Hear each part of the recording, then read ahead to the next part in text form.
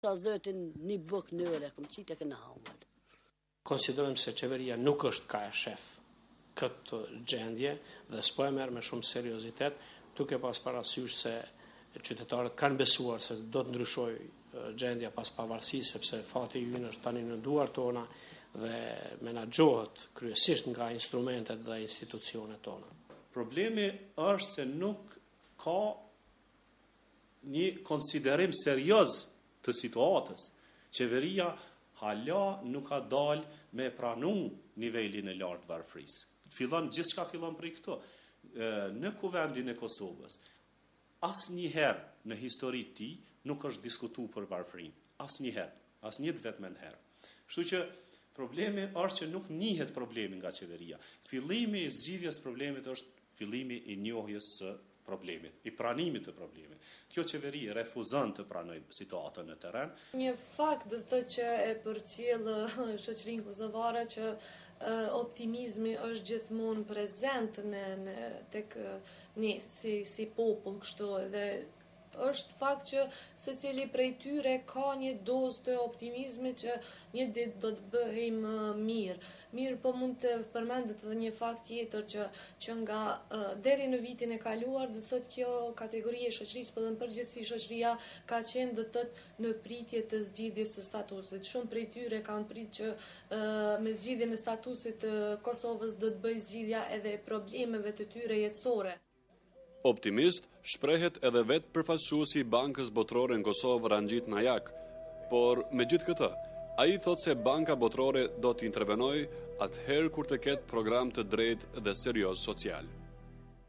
One of the conditions of World Bank support, the budget support in employment, is actually having the right policies and programs and the right approach.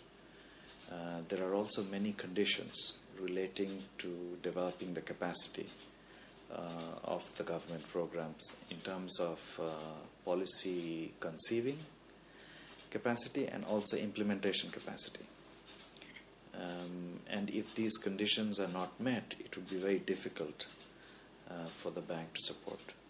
But so far, what we have seen is good cooperation. They have set up the right steps. So we are working together. Let us see how we can go ahead. But I'm personally optimistic. Do më thonë interesim dhe përkushtim përditshëm për të qenë sa më afër të gjitha kategorive dhe gjithë qytetarët që kanë nevojë për mbështetje institucionale, do më thonë. Asnjë familje, thash edhe një herë, dhe as në gjitha komunat e Kosovës gjatë mandatit tonë 3 vjeçar, tash është edhe plus 3 vjet deri vitin 2011 kur në parapaqet marrën zgjedhjet parlamentare, do më thonë ne nuk do të lëm asnjë komunë, do të thonë pa shtëpi për pleç, për të moshuar, pa banesë sociale, pa shtëpi të komunitetit për rezidentet me aftësitë kufizore, do më thonë edhe kjo është një përkushtim grandioz, i njerëzishëm dhe i domosdoshëm për qytetarët e Kosovës këtu në kategoritë që i trajton Ministria e Punës dhe Mërqenies Sociale, dhe unë mund të them se nëse duhet, ndoshta është e tepër ta them, por nëse duhet të jepet çmimi Nobel në qeverie, për në qeverisë, do më thonë për vitin 2008 qeveria aktuale e Republikës Kosovës do ta meritonte çmimin Nobel për vitin 2008. Gjendja në terren tregon të kundërtën, do të thotë nuk tregon hapa pozitiv në këtë aspekt, nuk vrehen hapa pozitiv, do të thotë nuk vrehet ende zbutje e varfërisë. Rrugëve të qytetit kudo që të shkosh, ti mund të shohësh lyps në çdo vend ku dalësh ta pish një kafe, ti do të kesh diku rreth 10 prej tyre të cilët do të vinë dhe do të kërkojnë lëmosh. Gjithashtu, nëse veç vazhdon të vizitosh vendet ndryshme, posaçërisht zona rurale, gjendja e varfërisë është shumë e theksuar. Kështu që edhe mendoj që edhe përkundër premtimeve të kësaj qeverie akoma nuk ka arritur që në praktik të ndjehet një zbutje e varfërisë. Nën kryetari i Aleancës për Ardhmërinë e Kosovës Ahmet Isufi dhe Avni Zogjani nga organizata Qohu thonë se qeveria e Kosovës nuk ka program qeverisë social. Ata thonë se për të arritur sukses në këtë drejtim kemi nevojë për një qasje pragmatike e jo për propagandë. Në momentet ku ne kemi nevojë për një qasje pragmatike, ne po kemi më shumë propagandë dhe një qasje periferike të problemeve. Ne konsiderojmë se duke ju ikur problemeve, më shumë gulfatesh në to.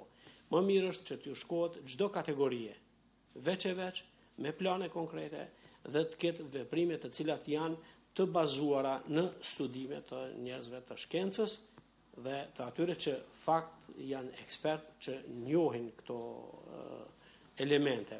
Nuk kemi një veprim të tillë të kësaj qeverie, nuk konsultohen ekspertat. Nuk është thjesht krijimi e një plani të integruar për zhvillim ekonomik ose për luftim të varfërisë, që shumë shpesh është e njëjta. Do të thonë, kur e lufton varfërinë, je zhvilluar ekonomikisht. Por ky plan do të vijë definitivisht nga një konsultim i gjerë, parasgjithash i gjendjes në terren. Do të thonë, identifikon gjendjen sektor të cilët ke dobësima shumëti edhe në cilët eventualisht intervenimi mund të përmirësoj performancën ekonomike. Për shembull, pjesën e planit të tillë mund të ishte zhvillimi rural. Kjo qeveri po mburret për shtimin e disa miliona eurove në subvencionimin e bujqësisë, por kjo nuk do të thotë domosdoshmërisht zhvillim rural, sepse kjo nuk kemi kurfar garanca se do t'i rrit mbjelljet në pranverën që po hyjmë. Mendoj që do të duhet bëj më tepër në këtë aspekt, posaçërisht në mundësinë e hapjes së vendeve të punës, gjithashtu edhe të bëhet më tepër në mirëqenien sociale të qytetarëve. Dihet që shumë prej familjeve kosovarëve janë të pastreh, jetojnë në prona të huaja për shkak se kanë mungesë të vendbanimeve tyre.